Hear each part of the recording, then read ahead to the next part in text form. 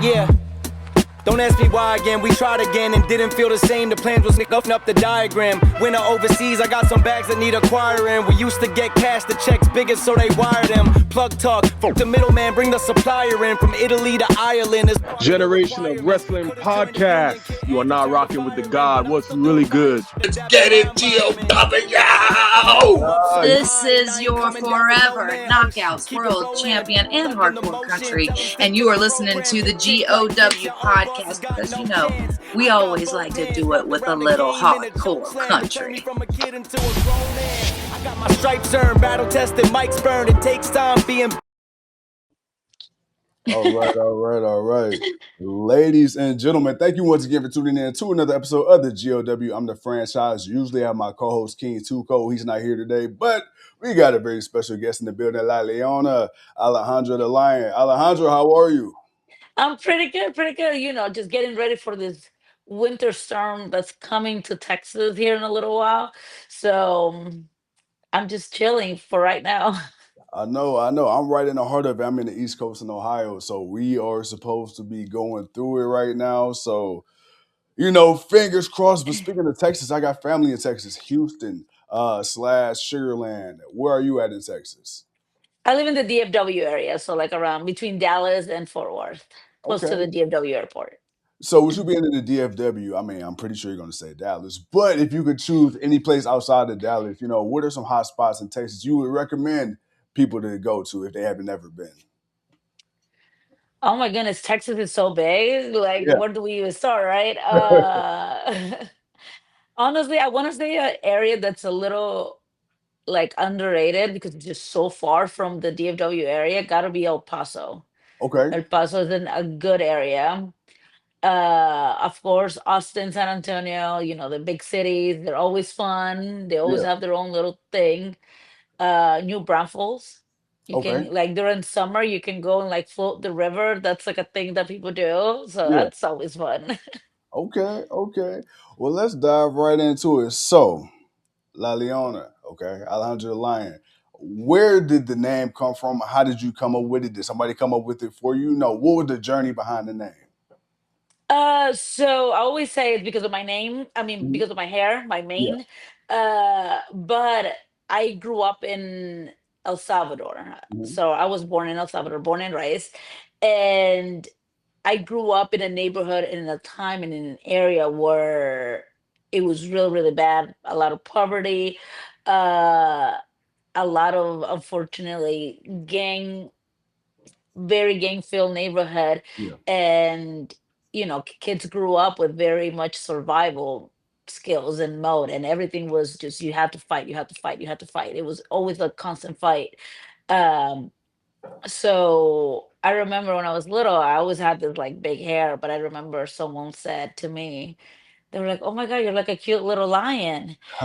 And then from then, I think I was maybe like around 5 or 6, and then it always resonated with me because I'm coming from El Salvador, then moving to America. It always felt like a very like, not physical fight, but it's always like that fight mode, that keep going, the grind, the heart, the mentality of a lion. So that's where it comes from. So, speaking of El Salvador, when was the transition from leaving El Salvador to coming here to the States? Oh my goodness. So I remember I moved to America when I was like around 12, 13 years old. Okay. Uh and I did not want it to move. I didn't want it to leave. It was home. It was where my friends were at. It was everything. But unfortunately, things in El Salvador at the time that were really, really bad.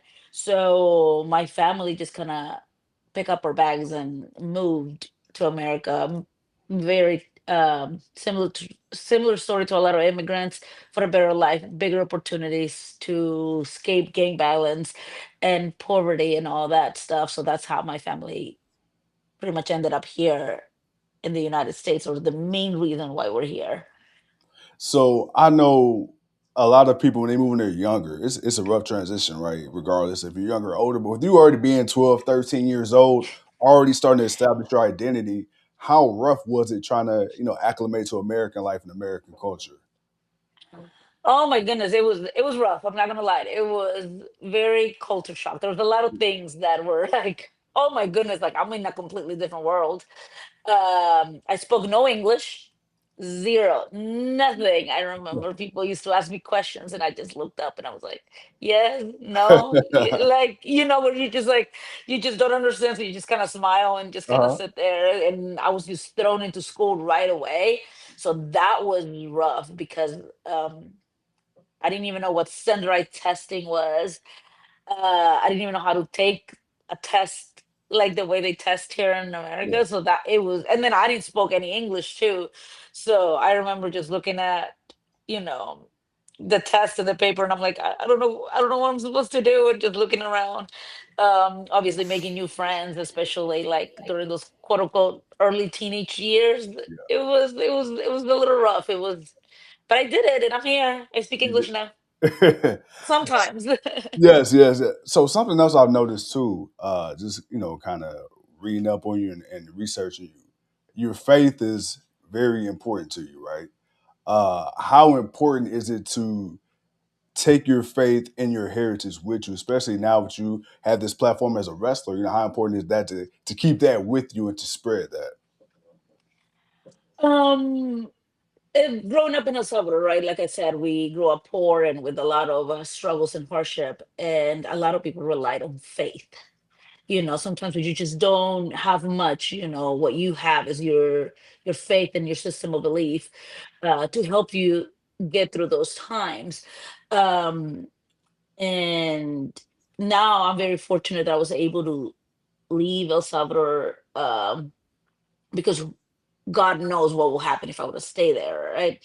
And now that I live in America and I'm able to like achieve my dreams, that I am living my dreams and I'm doing big things. To me, it's important to remember that, because there were a lot of my friends and a lot of those people in my neighborhood that were not fortunate enough to get out of those situations, that are still there. They didn't have the same opportunities as me to live the dreams, or even even the thought of pursuing a dream.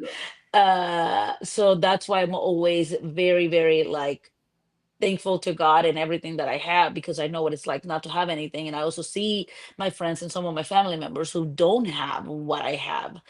And I've always say this, like I'm living this dream not just for myself, but other people who didn't get the chance or even the thought Yeah. of doing this. So that's where that comes in. So that's why it's very important to me. So there's a lot of people here who don't know how to get into wrestling, right? How did you, coming from a completely different country, a completely different background, follow your dream? How did the wrestling world even present itself to you and to get you to where you are now? One, I was always a fan. I've, Mhm. I've always loved wrestling, and I'm very like wild. I always said that growing up in El Salvador, this is not just the gimmick, right? But like I grew up wild, climbing trees, falling off of them, climbing them. I don't know, just very Yeah, active and wild. So I used to watch it as a kid, and I used to play with my friends and all. And then we used to, think, dude, it'd be really cool if we were pro wrestlers. But like I said, in El Salvador, that you quickly identify that you can't live this dream because there's no resources for it. And um so I feel like I carry that mentality with me even though I was here in America when I moved.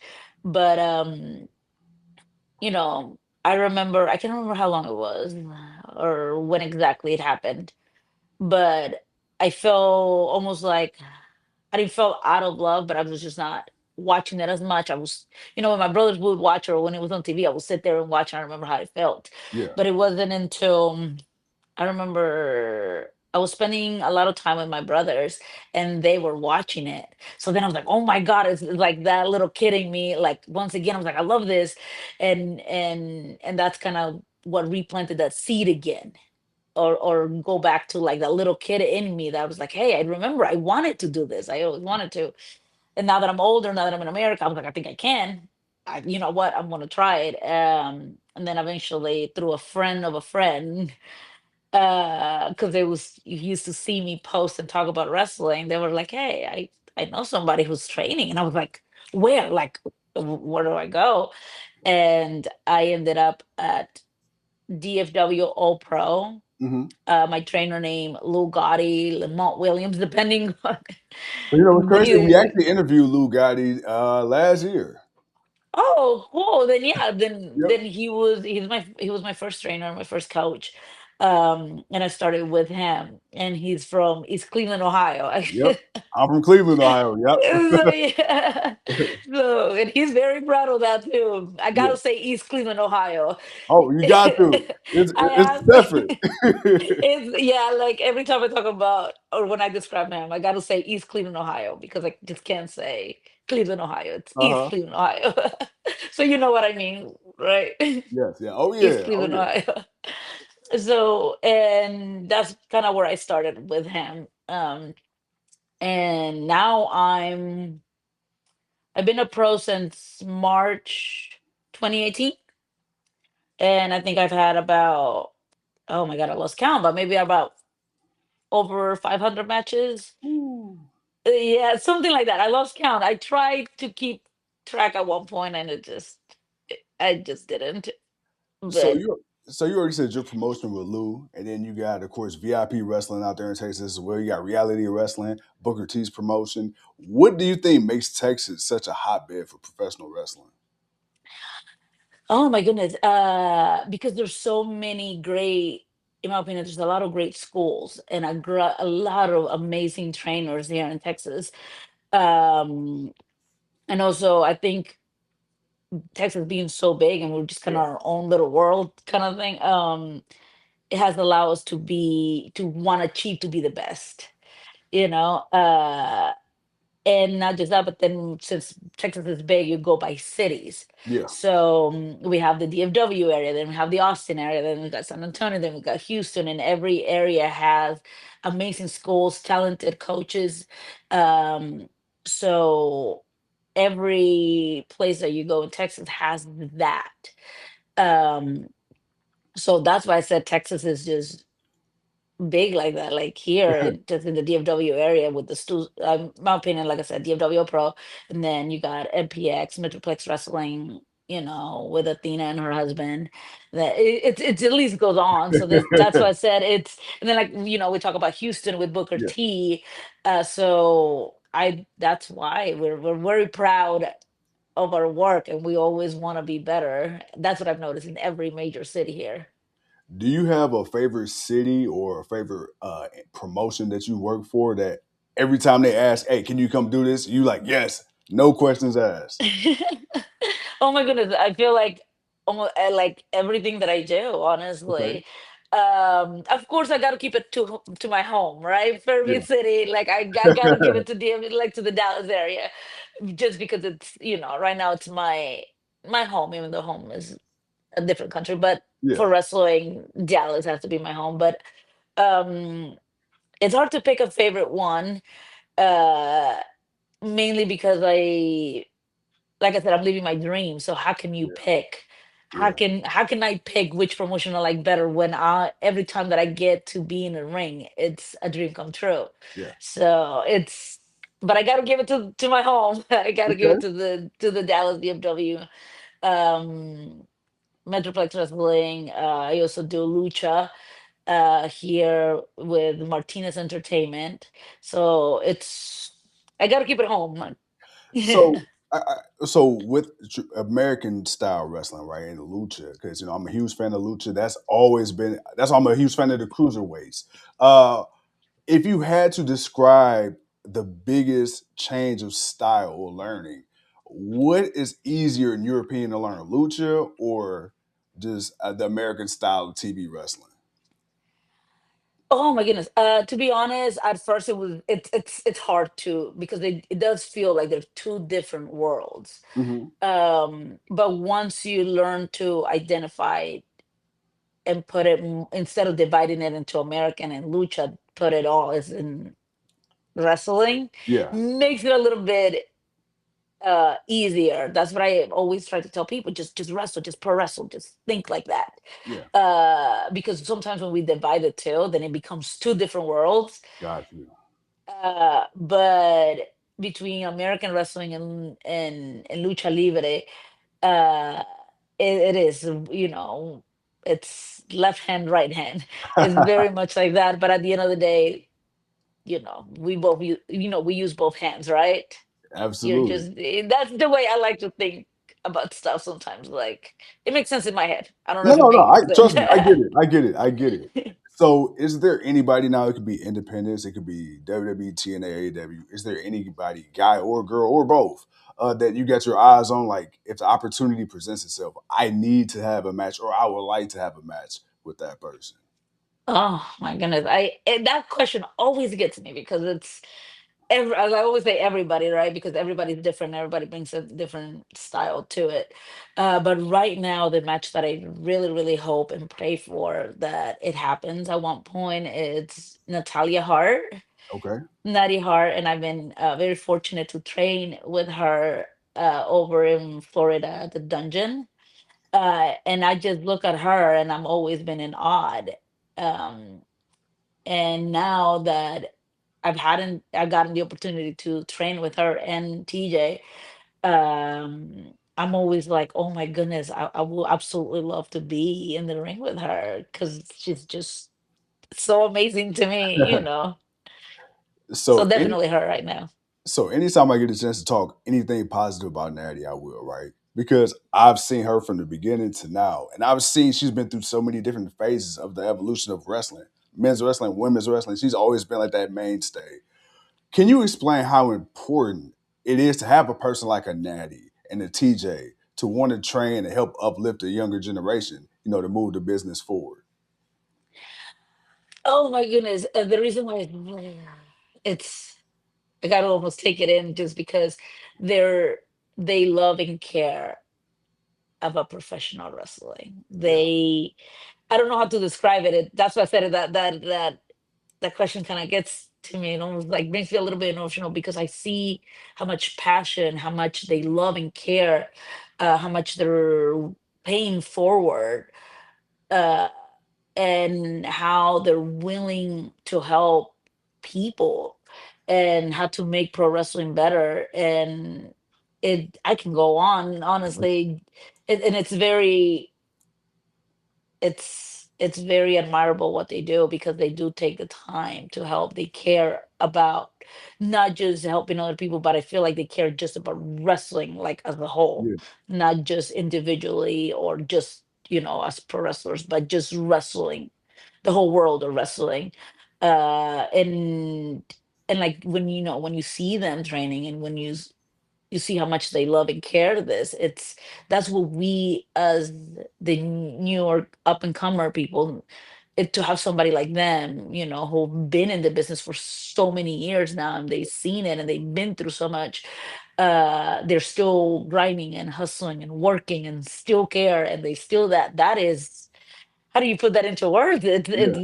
amazing to see. Like you know because not everyone is like that. Not Yeah, I always gotta give it to the coaches and stuff like that because there's a lot of wrestlers, but very few coaches, and those are very special people because I feel like they're the ones who care the most to give back, and that's the reason why they're in the position that they are. Absolutely. I've noticed every time I brought up wrestling, you light up, you light up, you light up. Outside of the ring, what gives you that same joy or something similar? If you weren't a pro wrestler right now, what could you see yourself doing? Oh, I love that question. People that know me, right? They always see me dancing. I love to dance. Okay. Uh, I love to dance. So before I was a wrestler, um, something that I couldn't do as a kid, and then as an adult, I did. I was a ballet dancer. I was taking Okay. ballet classes because I just absolutely I love to dance. Yeah. When you put that good music on, it just and you start just vibing and happy, and I just feel like, music is so powerful, and it just kind of has a way of changing your mood depending on how you're feeling sometimes. So definitely I would say like dancer, but I also very much into I love and care about other people. So anything like nursing, something like that, Okay. something within helping somebody just feel a little bit better. So I would say like the nursing or stuff like that. I think kind of what brings me joy, just kind of helping other people. It's Okay. always kind of been like my thing. So going back to the faith aspect, before your matches, do you have any pre-match rituals or anything that you must do before you step out into the ring? Yes. One of the biggest things that I do sometimes, I need to find moments to myself, because like with, with shows, with lights, with crowds, with people, with other wrestlers, and the stress of it, I always tell people I get overly stimulated sometimes, where I'm like, Uh-huh. I can't focus. So I tend to just find little quiet time so I can, pray and stretch out a little bit and just kind of quiet my mind. But when I'm in the ring, like everything else just kind of shuts off. Like, I don't know how to describe it, but those are mainly like my rituals. I have to find like a time for myself, like where I just gotta like breathe. That's almost a must. But obviously the normal stretch, eat, hydrate, um, said my prayers. But one of the biggest ones is that time away from just, I need to breathe before I go out there. So what does a day in the life of Alejandra the Lion, right? La Leona, show day from start to the end. What does a day look like for you usually? Oh, honestly, I want to say for the most part, it's very calm. It's Okay. it's it's a very calm day. Uh, it depends if I packed my bags or I didn't. Because sometimes Okay. I've been like, I got it. Sometimes I'm like, oh yeah, and then next thing you know, 20 minutes later, I gotta leave, and I'm like, oh my god, my boots are not in my bag. But for the most part, it's very calm. Uh, Normal. Get up. Uh, if I'm able to get a quick little workout in, but major thing, I had to start with music. I had to say my prayers, I had to dance, I had to get my vibe and my energy ready, and then, you know head to the show, depending if I'm flying or driving or anything. But I think those are the main things. I start off with my prayers, my music, my dance, my affirmations, and make sure that I just, set myself for a good day, because you never know how the day is going to go, right? And once I get to the arena, it's like this, whew, all right, you just never know, right? And then we just go in there, I got to warm up. I try to get in the ring, warm up, talk to people, same thing. Got to have a moment where I'm by myself, listen to my music, get ready, lace up my boots, and it's go time. So I've seen you've done a lot of extra work for a lot of big name companies. Yeah. I also saw that you got a picture with you and the Hardy Boys. Now, me, I'm a huge mark for the Hardy Boys. What was that experience like for you just to kind of get the picture? And did you get a chance to talk to Man Jeff? Did they give you Yes. any advice? What was that like? The Hardys are one of my all-time favorite wrestlers. And it's crazy the fact to know that I actually know them and I talk to them. And even though that's the picture that everybody kind of thinks, have met them years before. Uh, like backstage and the stuff. But it's crazy because sometimes I'm like, I'm talking to them and they're normal, and then they're like, and then they walk away, or I see the music hit, and it's just, and then I go back to being a fan again. But they're the goats. They're one of the sweetest people, in my opinion, ever. Uh, and like I said, they're super kind. They're so Yeah, sweet. The fact that they have remained, so humble, so sweet, so kind through the years, especially because if you ever get a chance to meet them, they have a meet and greet line yeah, that is hours and hours long. They're sometimes the last to leave this building because they're going through everybody, uh in their meet and greet, and they do it every time and every day, and they do this a lot. So I think that's, besides what they done in the ring and what they done for wrestling, that's another part of them that's like super remarkable. Because oh my goodness, like I'll be, people get tired and then they still there, and they're, their lines are like 3 hours long, and after they wrestled, after they gone through a whole show. Yeah. But I'm very fortunate to know them, to actually know them and talk to Yeah. them and stuff like that. I and just talk to them, and they're amazing. So before we get ready to wind down here, I got another question for you. Has there been somebody that you were probably nervous to meet, and then you met them, and was like, oh, you know what? Not bad. Oh my god, oh my goodness. I don't think I've ever been asked that before, so I don't even know how to. Uh, it's crazy because I've met so many of my idols now, and I've talked to them, and um there's one that comes to my mind right now, but that was a secret just because it's very personal to Okay, me. okay, okay, okay. But I'm trying to think. I don't know. I feel like I don't know. That's a good question. Oh my goodness, I can't. But it's just been so, because I met so many of them now, and I can recall being nervous, more excited. Uh-huh. Like, let's the Hardys was like, Yeah. oh my god, they're there. Next thing you know, I'm like shaking their hand, and I'm like, oh, what? Cool. Oh, all right.